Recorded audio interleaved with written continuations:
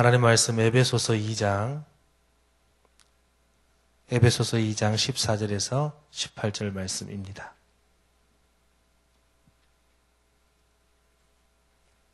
에베소서 2장 14절에서 18절 말씀, 우리 다 같이 한 목소리로 합독하겠습니다.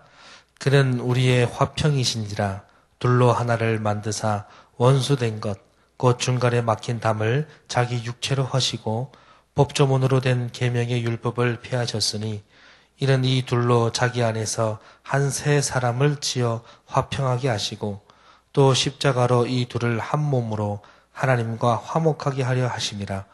원수된 것을 십자가로 소멸하시고 또 오셔서 먼 데 있는 너희에게 평안을 전하시고 가까운 데 있는 자들에게는 평안을 전하셨으니 이런 그로 말미암아 우리 둘이 한 성령 안에서 아버지께 나아감을 얻게 하려 하심이라. 아멘. 오늘의 말씀이 저와 여러분들에게 은혜가 되고 하나님의 거룩한 진리로 우리 인생을 움직이시기를 주님의 이름으로 먼저 축원해 드립니다. 화평이라는 말을 우리가 잘 알고 있습니다. 샬롬이라고 얘기합니다. 샬롬 하면 평안이죠. 샬롬, 평안, 그리고 화평 다 같은 말입니다. 예수님께서 우리 이 땅에 오셔서 우리의 화평이 되셨다는 것은 어느 누구나 다 잘 알고 있는 사실입니다. 근데 화평이 되기 위한 여러 가지 조건들이 있는데요. 그 조건들이 무엇이 있을까요? 오늘 말씀에서 우리는 예수님의 화평에 대한 조건들을 알 수가 있습니다. 예수님이 이 땅에 오셔서 화평이 되셨다는 것은 예수님이 오시기 전에 화평하지 못한 그런 상황들이 먼저 이루어지고 있다는 것을 우리에게 암시하고 있습니다. 예수님께서 온 우주를 창조하신 주님께서 이 땅에 굳이 오셔서 인간의 육체로 십자가를 져야만 하는 그 무언가, 반드시 그래야만 하는 그 무언가의 상황들이 이 땅에 먼저 진행되고 있다는 것입니다. 예수님이 화평이 된 것은 이 땅에 화평이 아닌 상황들이 진행되고 있다는 것입니다. 화평의 반대가 뭘까요? 불화하고 평안하지 못하고 건강하지 못하고 또 다투고 나눠지고 서로 싸웠다는 것입니다. 그래서 14절에 보니까 그는 우리의 화평이다라고 얘기하면서 처음 나오는 내용이 둘을 하나로 만들었다고 얘기하고 있습니다. 그러니까 하나로 만드신 하나님의 뜻과는 반대되게 하나였는데 그것이 둘로 갈라지는 그런 이 땅에 만행이 생겼다는 것입니다.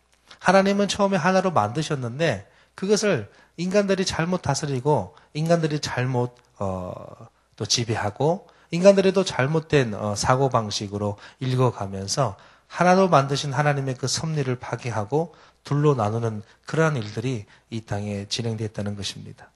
그래서 화평의 조건으로 주님께서는 오늘 말씀을 통해서 우리에게 얘기하시는 것은 둘을 하나로 다시 만들었다라고 얘기하고 있는 것입니다. 여러분, 나눠진 두 가지를 하나로 만들면 어떤 일들이 일어날까요?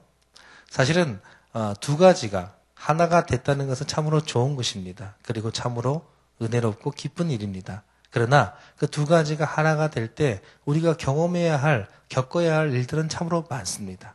한 국가가 두 나라로 나눠지고 그 나눠진 그 민족들이 다시 하나로 합칠 때는 나눠져 있었던 어떤 생활 방식, 그리고 정치, 제도, 문화, 사상들이 하나로 묶여야 하는 여러 가지 어려운 과제들을 경험을 해야 됩니다.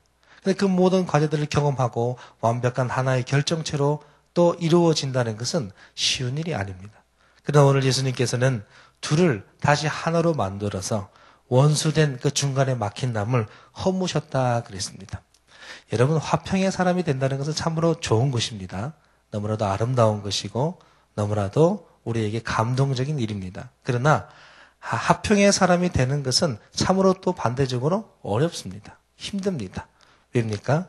십자가를 져야 하기 때문입니다. 둘을 하나로 만들기 위해서는 그만큼 감수해야 할 일들이 너무나도 많기 때문에 그렇습니다. 그 감수해야 할 그 수준이 어느 정도냐? 자신의 몸을 찢어서 죽음까지 불사할 정도로 자기의 생명까지 다 버려야 할 정도로 너무나도 큰 과제가 있다는 것입니다.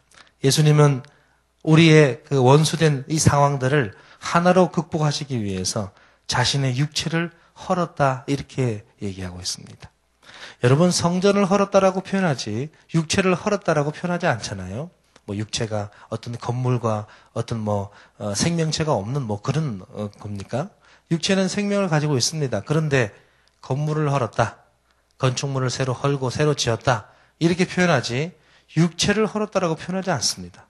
근데 성경에 보면 예수님께서 신약에 그 12 제자들과 많은 사두개인과 바리새인들 앞에서 예수님께서 뭐라고 얘기합니까? 하나님의 거룩한 성전을 내가 허물고 3일 만에 지으리라. 그때 바리새인들과 사두개인들이 예수님의 그 말씀 앞에서 이 성전을 몇백 년 동안 지었는데 지금 네가 누군데 3일 만에 하나님의 성전을 짓는다고 말하느냐 하면서 예수님의 말씀을 이해하지 못했던 그 많은 무리들이 있었습니다. 성경을 공부했고 또 율법을 또 배워왔던 자들이 있지만 예수님의 이 말씀을 이해하지 못했습니다. 근데 예수님은 자신의 부활체인 그 몸을 향해서 내가 하나님의 성전을 3일 만에 지을 것이다. 그렇게 표현했잖아요. 그렇다면 그 말씀을 좀 본따서 오늘 말씀을 조금 더 부연 설명하자면 예수님께서 자신의 육체를 허물었다는 것은 무엇을 얘기하는 건가요? 인간들이 지은 그 죄악의 도성, 인간들이 만들어 놓은 그 죄악성, 그리고 그 죄악으로 세워진 인간의 도시와 인간의 문화와 인간들이 세워놓은 그 사상과 학문과 모든 것들을 죄악으로 세웠던 모든 것들을 다 허물기 위해서 자신이 자기 육체로 허무는 그런 육체의 수단으로 자기 육체를 내어놓았다는 거예요. 그러니까 이 육체를 허문다는 표현은 너무나도 비극적이고 너무나도 끔찍한 것이죠. 사람에게 비유해서 쓸만한 내용이 아닌데 예수님은 자신의 육체를 허물었다. 그러나 우리에게 소망이 되고 희망이 되는 것은 뭡니까? 육체를 허문 그 이유에는 뭡니까? 3일 만에 하나님의 성전을 세운다는 거예요. 그건 무엇을 얘기하느냐? 허물어진 육체지만 하나님의 거룩한 힘에 의해서 그리고 창조주 자신의 본능적인 힘에 의해서 3일 만에 다시 부활할 것을 우리에게 얘기하고 있는 것입니다. 그러니까 화평의 중심이 될 수 있는 것은 다시 부활의 권능을 가진 자만이 화평의 중심이 되고 화평의 주인공이 될 수 있다는 것입니다. 그래서 우리가 화평의 주인공이 되기 위해서는 먼저 우리가 무엇을 감수해야 되는가? 내 육체를 허무는 것과 같은 그런 고난과 희생을 감수할 수 있어야 된다는 것입니다. 오늘 15절에 보니까 계명의 율법도 폐했습니다. 모세에게 주었던 이스라엘 백성들에게 주었던 완벽하지 못했던 그 율법도 폐했습니다. 그래서 예수님의 오심은 예수님의 십자가 지심은 율법을 폐하는 것이 아니라 율법을 오히려 완성케 하기 위해서 오셨다고 얘기했습니다. 예수님의 십자가 지심으로 율법이 또 폐해졌습니다. 그래서 이 둘이 자기 안에서 예수님 안에서 한 새 사람을 지어서 화평하게 되었다. 새로운 사람으로 인류를 새로 갱신했다는 것입니다. 새로 태어나게 했다는 것입니다. 새로운 새 창조를 우리에게 예수님은 보여주셨다는 것입니다. 무엇을 통해서? 자기 몸의 찢어짐을 통해서, 자기의 죽음을 통해서 우리를 다시 한번 하나로 만드셨다는 거예요. 그러니 화평의 사람이 된다는 것은 쉬운 일이 아닙니다.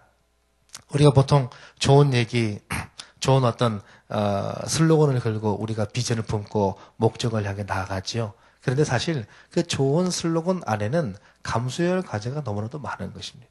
근데 그것을 이미 다 아시고 예수님께서는 감수하시고 우리의 화평의 주인공으로 오셨다는 것입니다. 예수님이 화목의 주인공이 될 수 있었던 것은 십자가를 질 수 있었던 것이고 예수님이 그런 존재가 될 수 있었던 것은 자기 몸을 우리를 위해 버릴 수 있었기 때문에 그렇습니다. 그래서 먼데 있는 사람이나 가까이 있는 사람이나 모두에게 평안을 주시기 위해서 예수님은 온 인류의 죄를 한 몸에 다 받으셨던 것이지요. 신앙생활의 핵심은 무엇일까요? 근본으로 돌아가면 신앙생활의 핵심은 십자가입니다. 어떤 비난과 공격과 핍박이 내게 온다 할지라도 그것을 항변하거나 변명하지 않습니다. 묵묵히 그것을 내 것으로 받아들이고 그냥 하나님께 기도하는 것입니다. 그 이후로 내 상황이 어떤 처지가 되고 어떤 어려움에 봉착한다 할지라도 끝까지 주님의 사랑을 표현하는 것입니다. 그래서 나는 어떤 존재가 되는 겁니까? 이 땅에서 부활의 존재가 되는 게 아닙니다. 그런 어떤 영광스러운 자리에 오르는 것이 아닙니다. 우리의 인생의 목적은 예수님처럼 이 땅에 있는 동안은 사라지는 것입니다. 그래서 그리스도인들의 신앙생활의 핵심 가치는 십자가인데 그것은 다르게 얘기하면 우리가 예수를 믿는 것은 결국 내가 잘 살기 위해서 예수를 믿는 것이 아니라 내가 어떻게 죽을 것인가, 내가 어떤 삶을 살다가 내 인생을 불태우실 불태울 것인가를 고민하고 걸어가는 것이 신앙생활이라는 것입니다. 죽음은 말이 없습니다. 죽음은 더 이상 변명도 없습니다. 그리고 찾아가서 항변하지도 않습니다. 죽음은 그저 그렇게 주님께서 우리에게 주시는 그 환경을 받아들이는 것입니다. 예수님께서 회피하지 않으셨잖아요. 예수님께서 그것을 무서워 두려워 떨면서 도망하지 않으셨습니다. 예수님은 끝까지 그것을 받아들이셨습니다. 그러면서 예수님은 십자가 앞에서도 자기의 아래에 자기를 십자가에 처형했던 그 로마 병정들과 군사들 앞에서 자기를 변호하지 않았습니다. 예수님이 무슨 잘못이 있습니까? 자기를 희생한 것밖에 없고 자신의 몸을 허문다라고 표현할 정도로 내어놓은 것밖에 없지만은 예수님은 거기서 하나님만 바라봤던 것입니다. 사랑하는 성도 여러분, 우리가 신앙의 핵심이 십자가라고 말하지만 우리의 정작 신앙생활은 언제나 변호하고 항변하고 언제나 무슨 일이 있을 때 억울함을 호소하지요. 근데 그러지 마십시오. 우리에게는 부활의 주님이 계십니다. 주님께서 알아서 우리의 길을 인도하실 것입니다. 우리가 아까 말씀 보기 전에도 이런 찬양을 했잖아요. 나의 갈 길을 다가도록 예수 인도하시니.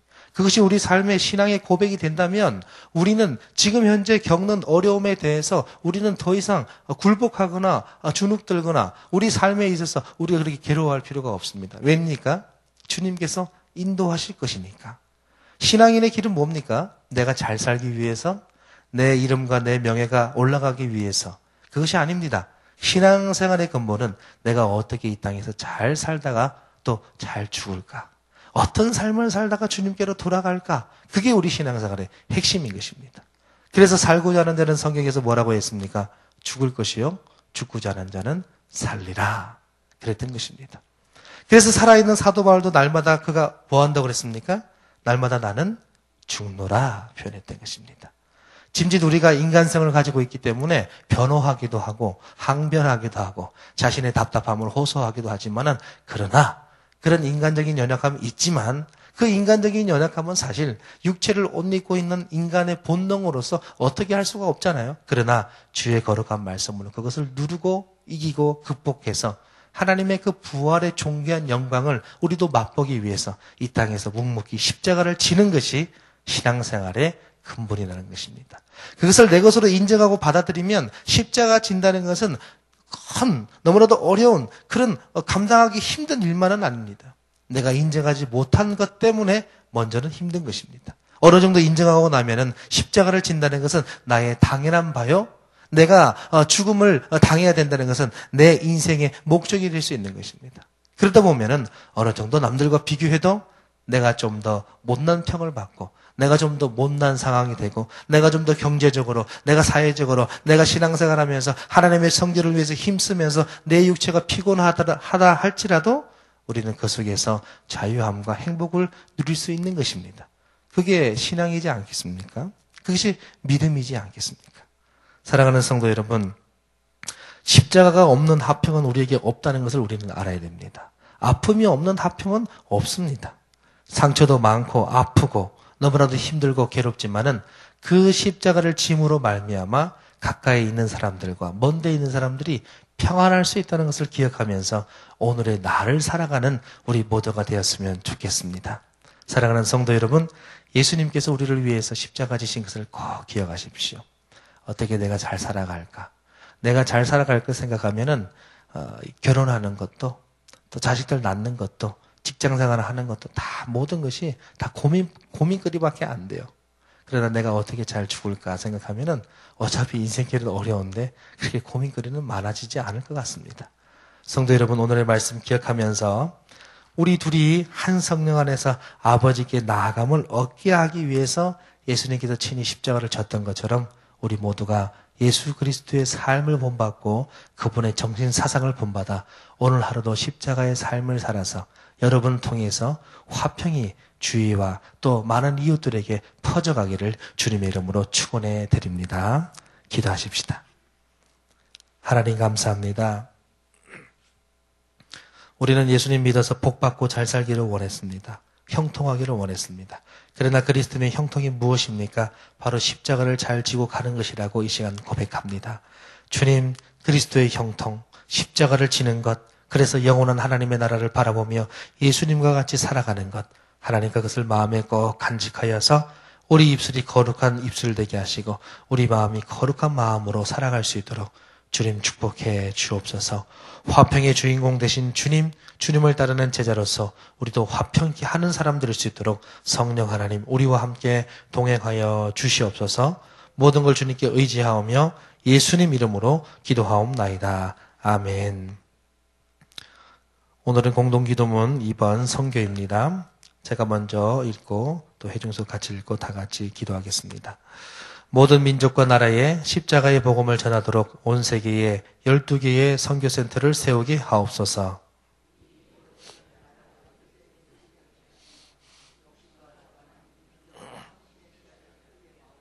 성경에 기록된 약속대로 주님께서 다시 오실 때까지 이 아름다운 발걸음이 강물처럼 들불처럼 이어지게 하시고 주님 뜻이면 어디든 순종하며 나가는 선교 공동체이게 하옵소서. 한 사람을 사랑하고 찾으시는 하늘 아버지의 마음이게 하옵소서. 아멘. 주기도문 하시겠습니다. 하늘에 계신 우리 아버지, 아버지의 이름을 거룩하게 하시며 아버지의 나라가 오게 하시며 아버지의 뜻이 하늘에서와 같이 땅에서도 이루어지게 하소서. 오늘 우리에게 일용할 양식을 주시고 우리가 우리에게 잘못한 사람을 용서하여 준 것 같이 우리 죄를 용서하여 주시고 우리를 시험에 빠지지 않게 하시고 악에서 구하소서. 나라와 권능과 영광이 영원히 아버지의 것입니다. 아멘. 지금 들은 말씀이 내 삶으로 이어지게 하옵소서. 주일에 주신 말씀 묵상하며 살게 하소서. 주일에 등록한 새 가족들이 잘 정착하게 하소서. 희년의 말씀, 희년의 축복 누리는 한 해 되게 하소서. 우리 싱크 겨울 수련회와 인도네시아 비전 선교, 방글라데시 해외 의료 선교 사역을 위해서 기도해 주시고요. 오늘도 우리 성락성결교회 온 성도들의 가정과 직장과 학업과 하루를 축복해 주옵소서. 우리 공동기도문과 여기 나온 합심기도로 우리 한 3분 정도 합심으로 기도한 다음에 개인적인 기도 시간 갖도록 하겠습니다. 기도하겠습니다. 하나님 아버지 감사합니다. 오늘 말씀 기억하면서 하나님 우리 마음에 십자가의 삶을 살기를 원합니다. 화평의 삶을 살기를 원합니다. 하나님 축복하여 주시고 인도하여 주시옵소서. 하나님 그래서 온 세계 만방에 평화를 전했던 예수 그리스도의 화평의 사랑 아버지 기억하면서 오늘 하루도 걸어갈 수 있도록 주님 인도하시기를 간절히 소망합니다. 모든 민족과 나라의 십자가의 복음을 전하는 온 세계 12개의 선교센터를 세우는 우리 말씀상 공동체 성락성교회 될 수 있도록 하나님 인도해 주시옵소서. 주님의 거룩한 말씀 부여잡고 믿음으로 걸어갈 수 있도록 주님 채워주시고 주님 인도하여 주시옵소서. 하나님 아버지 우리 교회가 선교하기를 원합니다. 예수님처럼 온 세계에 예수 그리스도의 화평을 전하기를 원합니다. 하나님 복음의 주인공들 되게 도와주시고 주님과 함께 걸어갈 수 있도록 주님 인도하여 주시기를 간절히 소망하고 기도하오니 하나님 응답하여 주시옵소서. 하나님 둘로 하나 되게 하신 하나님 아버지 성령으로 하나 되어서 온전히 주님 안에서 자유하게 하신 하나님 아버지 감사를 드립니다. 오늘의 말씀 기억하면서 오늘도 십자가의 길을 걸어갈 수 있도록 주님 인도하여 주시옵소서. 아버지 하나님 우리 온 성도들이 이 새벽에 나와서 주 앞에 기도하며 합심으로 기도하는 기도의 제목들이 있습니다. 하나님 들어주시고 응답하여 주시옵소서. 아버지 하나님 지금 들은 말씀이 우리 삶으로 이어지게 하시고 주일에 주신 말씀 위대한 인사를 묵상하며 하루하루 날마다 축복된 인사 나누며 살아갈 수 있는 하나님의 사람 될 수 있도록 인도하여 주시옵소서. 하나님 주일에 등록한 새가족들을 위해서 기도합니다. 잘 정착하게 하여 주시고 주일에 등록한 새가족들이 주님 안에서 자유하며 그리스도의 거룩한 구원을 얻으며 확신을 얻으며 신앙생활을 할 수 있도록 주님 인도해 주시옵소서. 하나님 다니엘 9장 23절의 말씀 기억하면서 희년의 말씀 희년의 축복 누리는 한 해 되게 하여 주옵시고 아버지 하나님 싱크 겨울 수련회와 인도네시아와 비전 선교 방글라데시 해외 의료 선교를 주님 축복해 주셔서 이 사역들이 주님 은혜 속에서 아름답게 진행될 수 있도록 하나님 인도하여 주시기를 간절히 소망합니다. 우리 젊은이들에게 하나님 은혜와 능력을 더하여 주시고 예수 그리스도의 사상과 거룩한 말 자체를 따라갈 수 있는 힘과 능력들을 허락하여 주시고 아버지는 인도네시아 비전을 위해서 선교를 위해서 애쓰는 인도네시아 팀을 주님 축복해 주시고 방글라데시아 아버지 해외 의료 선교팀의 아버지 구성과 떠나버리며 준비하는 모든 과정들 하나님께서 인도해 주시기를 간절히 소망합니다. 하나님 오늘도 성락성교회 온 성도들의 가정과 직장과 학업과 하루를 축복해 주시옵소서. 아버지 어수선하고 힘들고 어려운 여러가지 사탄의 유혹과 계계 가운데 빠져드는 것이 아니라 그 속에서도 우뚝 서서 그리스도의 사랑과 복음을 아버지 자신있게 전하는 우리 말씀상 공동체 성락성교회 되게 하여 주시고, 아버지 우리 성락성교회 모든 성도들의 가정과 직장, 학업과 하루를 주님 축복하시고 인도해 주셔서 말씀 안에 서게 하시고 흔들리지 않게 하시고 이단과 사탄의 무리의 계기에 빠지지 않도록, 현혹되지 않도록, 우리 마음이 움츠러들지 않도록 주님 축복하여 주시옵소서. 이 새벽에도 주 앞에 나와서 기도하는 성도님들 계십니다. 하나님 기도 소리 한 소리 한 소리 들으시고 응답하여 주시고 우리 삶을 주님께서 친히 지도하시고 이끌어 주시옵소서.